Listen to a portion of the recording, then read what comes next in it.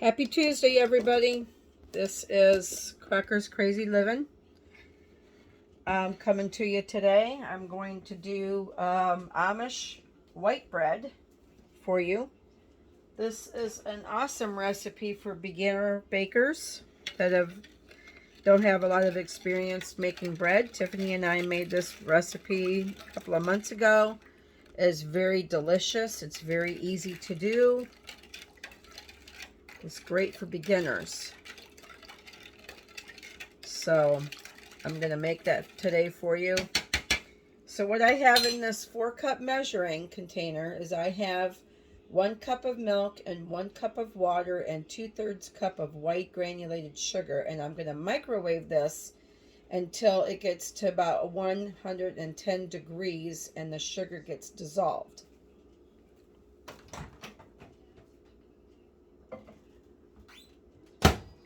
I'm going to start with 1 minute. I have all my ingredients here together.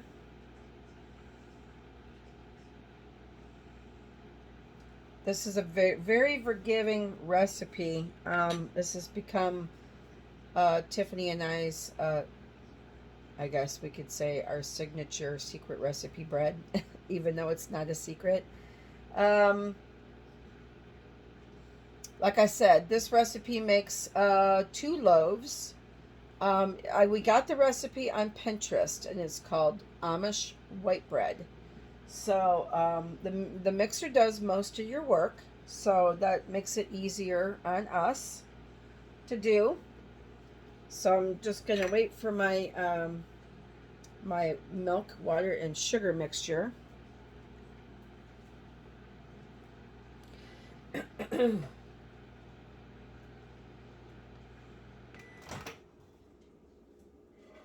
You want your milk mixture to come to about 110, the recipe says. And I believe that's because you need to have warm liquid in order to liven up your, I think that's just about 110, 115, so that's good. You want warm liquid to waken up your yeast, but it can't be too warm because then it'll kill your yeast. I've had that happen to me at work before, where I have used water that was too hot in my dough and it killed the yeast and it did not rise. All right, so I'm pretty sure I got this pretty well dissolved. Yes, it's dissolved. I just stuck my finger in there to see if I could feel any granules. So that goes in my mixing bowl. Let's turn you down to my mixer. Okay, so I got my milk and my water and my sugar. And to that, I'm going to add 1.5 tablespoons of dry active yeast. Let's see where my measuring spoons are.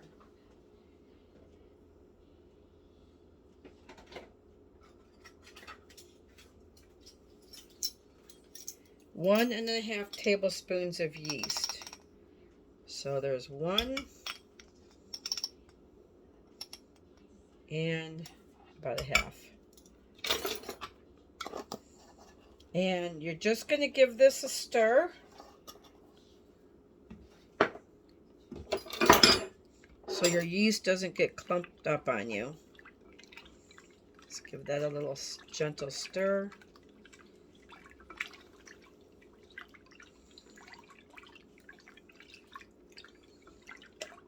And now you're going to let this sit for just about 5 to 10 minutes or until your yeast looks foamy on the top. So I'm going to pause you so you're not bored with that, and I'll come back when we're ready to do the next step. Okay, it's been 5 to 10 minutes, and as you can see, I hope you can see down in my bowl here, that the yeast is come alive. It is foamy and it's bubbly. So I put my paddle attachment in here. So with my mixer on low, maybe medium, I am going to stir in 1 cup of flour. I have bread flour here.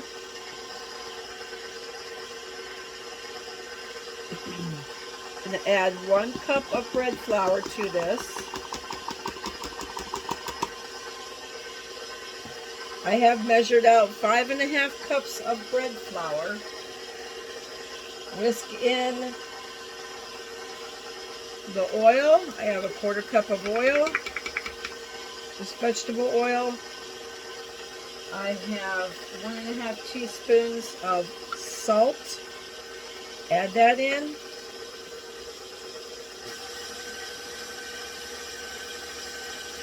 And then it says with the mixer running, you're going to add the rest of your flour, a cup at a time, until the dough pulls away from the bowl.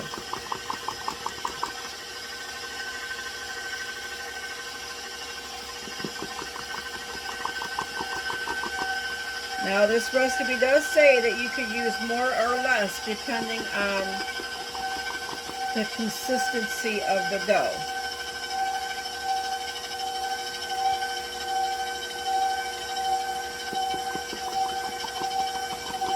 You want the dough to start pulling away from the sides of the bowl without being too overly sticky.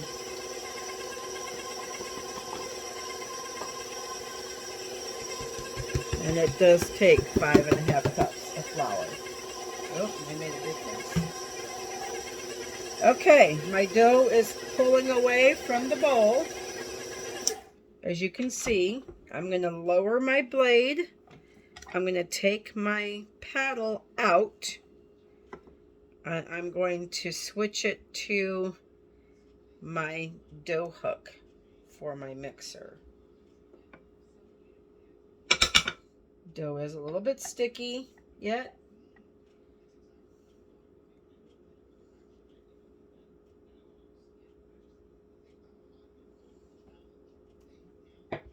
All right. Get some of this off my fingers. And then put my dough hook on. Now it does say that you might need more or less flour. You don't want your dough to be too dry, but you don't want it to be a sticky wet mess either. You want it to be kind of in between.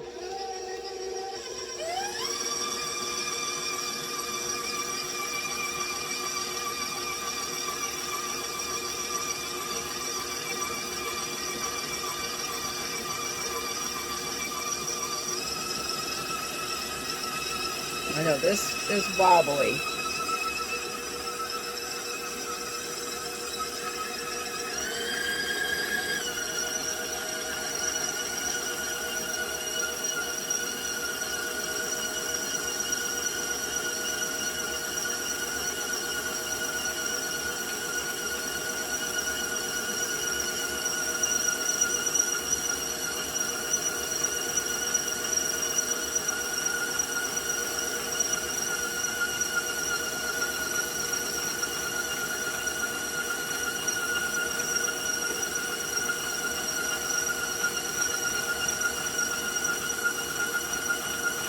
Oop.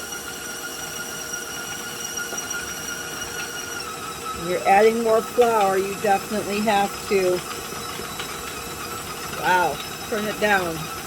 Woo!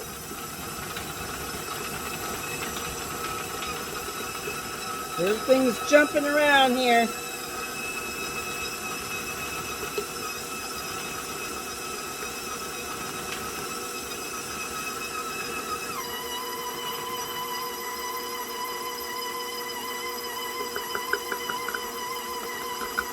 I just added an additional ½ cup of flour just to keep this moving. Jeez, flour is going everywhere. Have I mentioned I'm a real messy cook and baker? I make a mess of everything.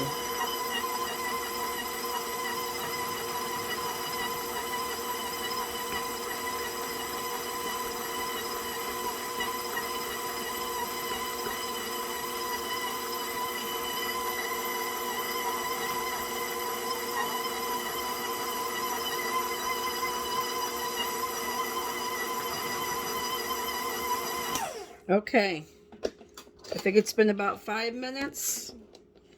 I'm going to remove my dough hook. You can knead this by hand, but you know, it's much easier to do it with the dough hook on the machine. I mean, it does most of the work for you. So now what I'm going to do is, it says to take the dough out and oil your bowl and then put it back in the bowl and cover it up and let it rise for 1 hour. So instead of dirtying another bowl, what I'm going to do is I'm going to take a little bit of my vegetable oil and I'm going to get a scraper and I'm going to get my dough out of here. Might need some more flour. I'm going to get my dough out of here. Let me get a scraper.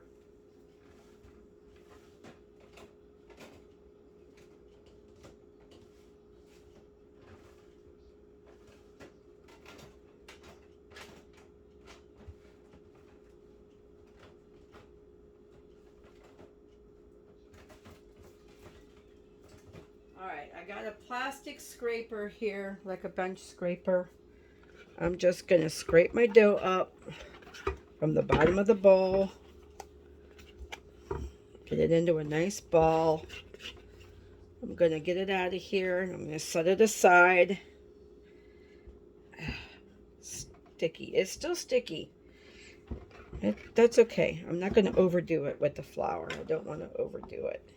I can always add some additional flour when I punch it down in in stage 2. All right, so I'm just going to lay it here on this lid of my flour bowl. I'm going to get some oil.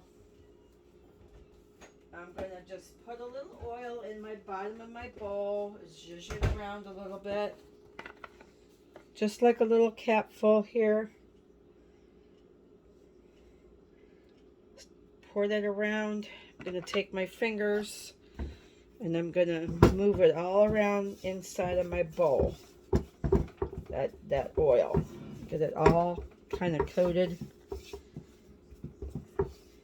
I could have used some oil spray as well. Just oil the sides and the bottom of the bowl. And I'm going to put my dough back in here. I just had it on this lid.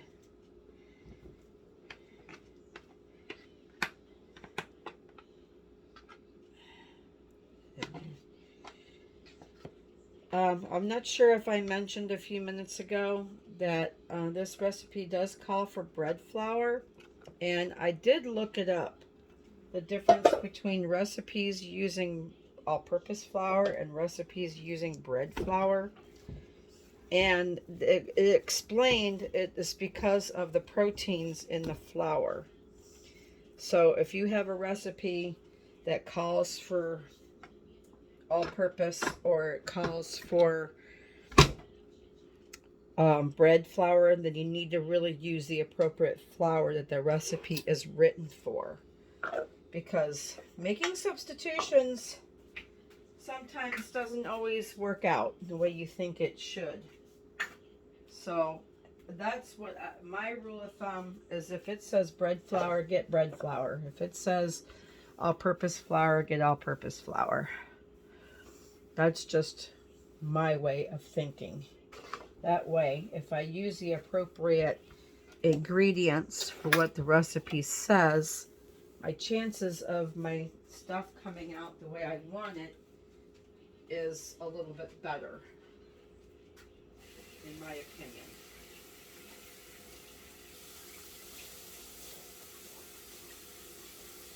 Now, there are recipes out there that say that you can substitute different things. That's fine.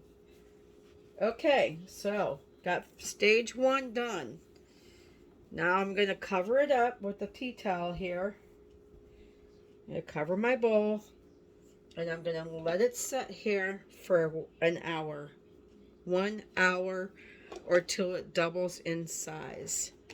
So this was step 1 of Amish bread making.